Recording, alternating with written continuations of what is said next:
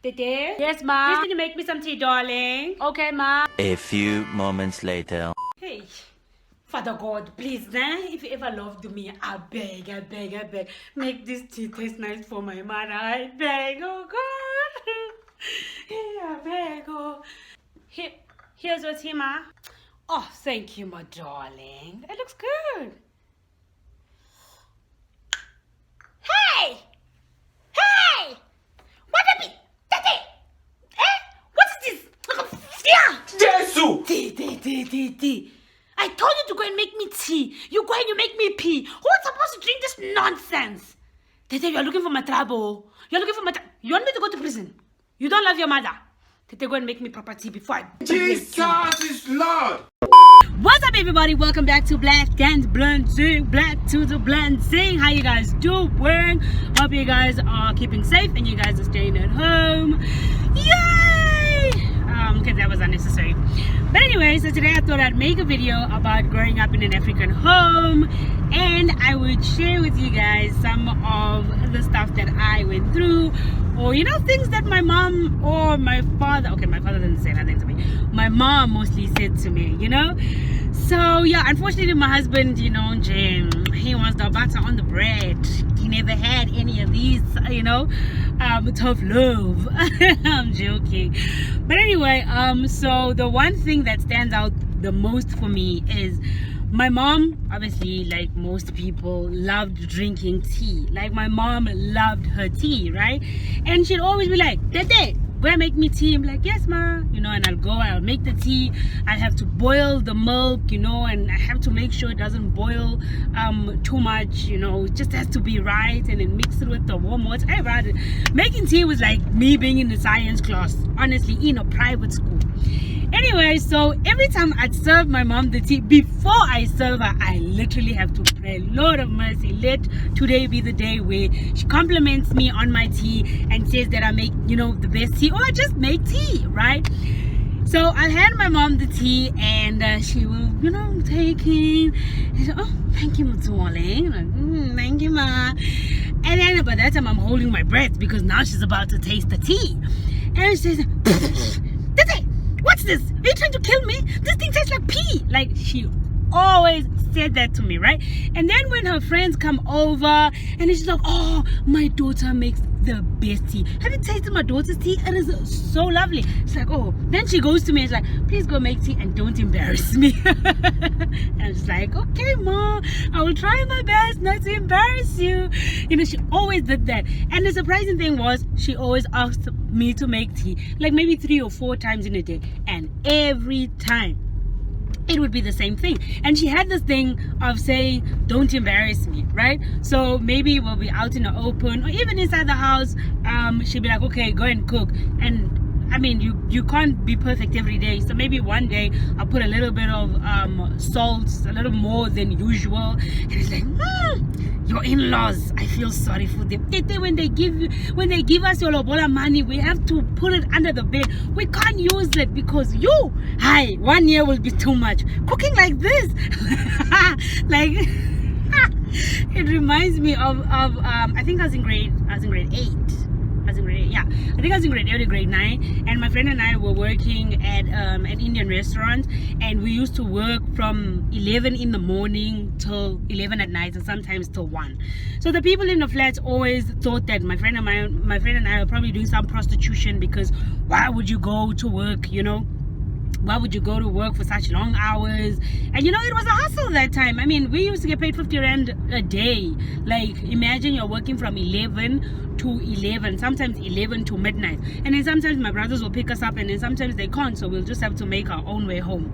So there's this lady who then went to my mom and was like, I'm just disgusted on how you're raising your daughter. You're making her go out late at night. She probably jumps out the window. So my mother was like, my daughter jumping out the window? Like, which window? I mean, we lived on the 4th floor and my friend lived on the 6th floor. So it was a very high building, and there was no way for me to jump out of the window. If I jump out of the window, I'm dead, or broken limbs or something, So she was just like, I'm disgusted. And my mother was just like, my daughter out of the window. Now she's trying to, put it in her head, like, where did this lady sing? And lady was like, oh yeah, my daughter's gonna grow up to be a doctor, and your daughter's just gonna grow up to be prostitutes and whatever. And my mom is just the type where she never wants to quarrel with people. So whatever you say, you can insult her, you can insult her kids. She'll just be like, it's okay, you know, let's put it in God's hand. God will deal with us or whatever of that sort.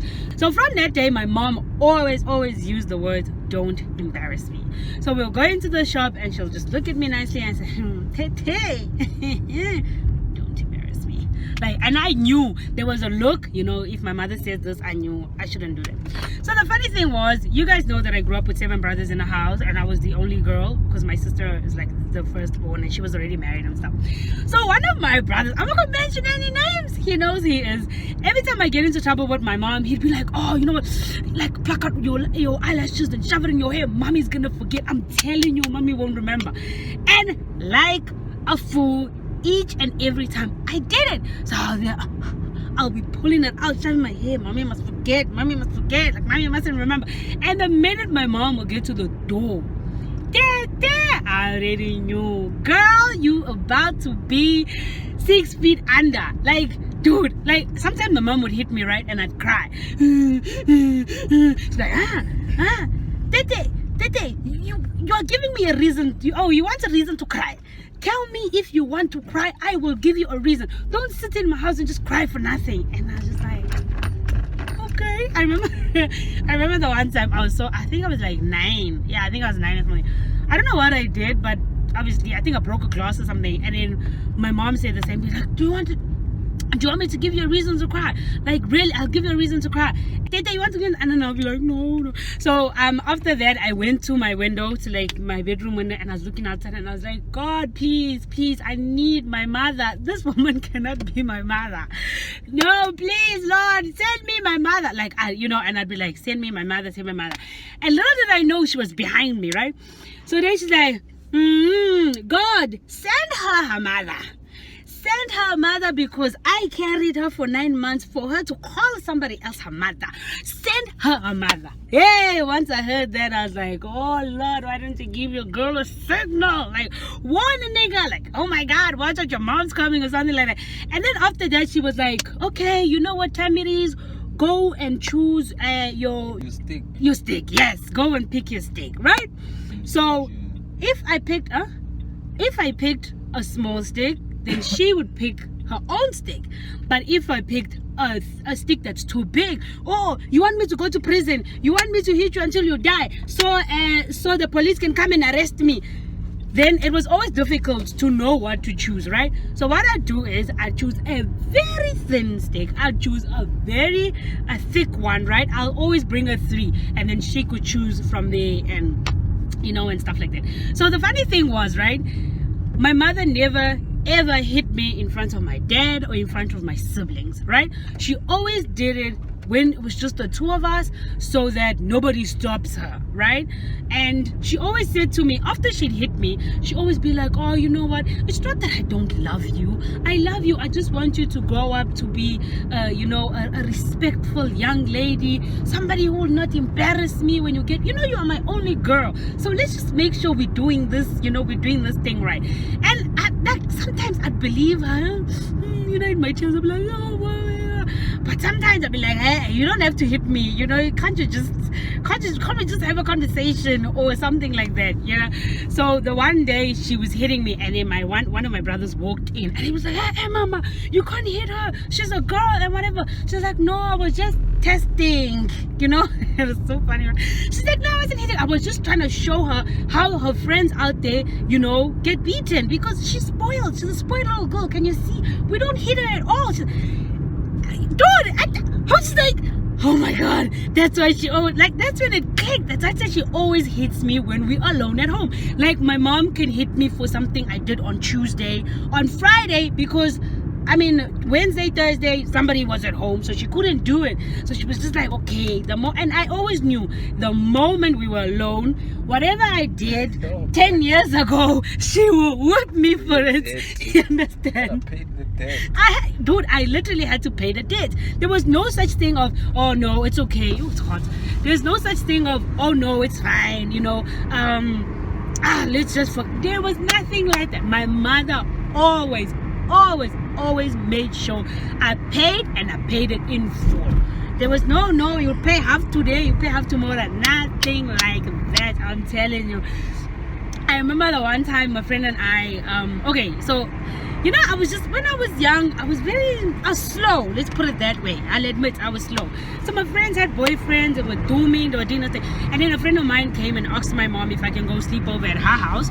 And in our house, if you want to sleep over at a friend's house, you first have to request. You know, you have to send an email to say, I hereby request if I can, you know, be granted permission to voice out what it is I want to say. You know, you can't just go and say it. So I'd probably have to make an appointment. Ma, I'd like to talk to you about it. Okay, when I have time, you know, we can have that conversation. And okay, sure. Then when she has time, she'll be like, okay, the floor is yours, what do you want? And her and my dad would be there, and my other mother, and then I'll be like, no, my friend wants me to sleep over at her house, so I just wanted to ask for permission if it was okay for me to go on Friday and I'll come back on Sunday. As usual, my mother will say no, 2 nights is a lot, go 1 night. Then my dad will be like, let the child live her life, give her those 2 nights. Then my other mother will be like, let her go, she's a little girl, she's with boys all the time, you know, in this house, she's always playing with cars and always playing fighting, so no, let the girl go. So my mom would be like, okay, but before you go, you have to let your friend's mother call me, give me your friend's address, your friend's mother's cell phone number, and everybody in the house name. So when I feel like talking to you, I can call, you know, and whatever. And I'm like, okay, sharp. I mean, I was like, okay, it's fine. So I got all the information my mother needed, and my mother said, yes, I can go. So on Friday, my friend came to pick me up, and we left for her house. Instead of going to her house is on the east. This girl's taking me on the west. Hey, you don't know who my mother is. Where are you taking me? No, we're just gonna visit my friend for 1 minute, and then we'll go back home. And I'm like, okay, let's, you know, it's just for a few hours, and then we'll go home. Hey, did I go home? No. We didn't go to that friend's house. So what happened was my mom called her mom to find out if I was there. And then, but my friend had already called her mom to tell her mother that when my mother calls, she must say that we've gone to the shop, we're gonna come back. But little did she know that my mother will not rest until she hears me say hello. So my mom called again, and the lady said, no, they're still not back. So my mother got pissed, and she's like, okay, if they're not back in an hour, then I'm coming to pick her up, because I mean, this is not what we agreed on. Okay, so then the mother calls and be like, hey, it says mother says this and this and this.